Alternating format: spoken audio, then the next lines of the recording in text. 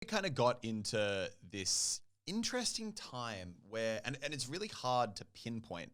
And I still don't think I really know, or anyone really knows, what caused it or, what was part of it. But, obviously when you're living in a house with a bunch of people who do the same job as you, who you see every single day, share everything with, I think there was a real sense of like, if one person in the house was, going through a bad time, in a bad mood, it could bring everything down. Like everyone in the house would feel that.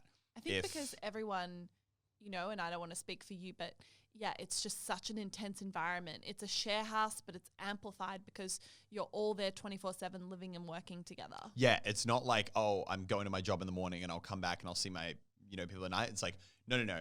Everyone is, this house is always on. Mm-hmm. People are always in there. Someone is always recording. There's just a lot happening. But yeah, I remember there was just some really interesting shifts that I still now can't figure out, like they developed this kind of weird mentality.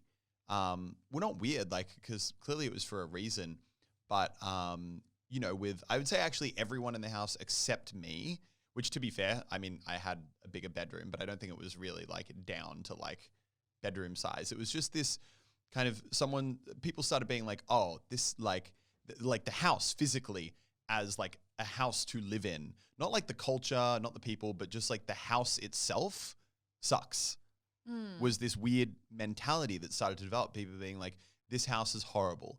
Like, and I think there were some elements that really made a lot of sense, like the neighbors. But I think, objectively, it was an incredible place to live. Mm-hmm. And it's almost like, I think it's that grass is always greener mentality. If you're feeling unhappy about something, I think it's very easy to start to look for reasons as to why that could be.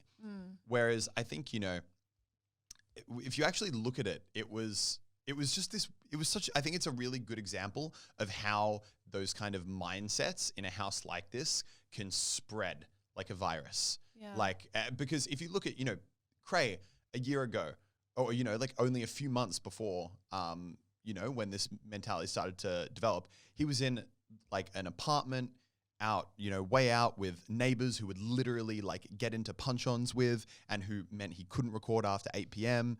and, would like be banging on the walls all the time, to, this place in Darling Point. And it's weird because the house is objectively better, but there was clearly something there that just kind of led to a bit of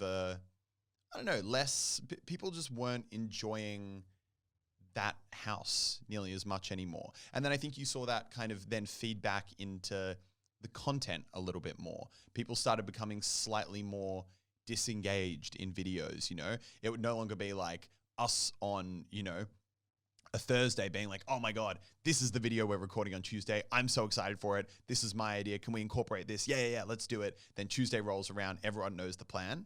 You'd start to get a few more shoots where Tuesday would roll around and people would be like, what are we filming today? What's the video this week? Yeah. And I think it was maybe elements like we were still growing, channel was still doing great, but it wasn't that like drug-like insane growth that happened in those first few months.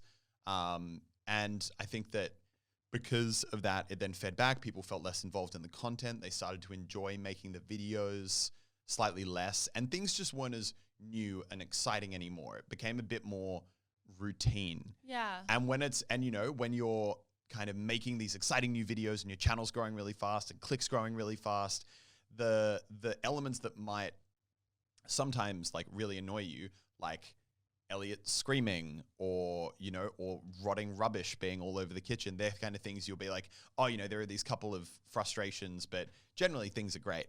But then I think when everything started to slow down a bit, once again, still going fantastically, but just not as viral as it was before, those other things, I think, start to then become a bit more at the forefront, and they start to get under your skin a little bit more.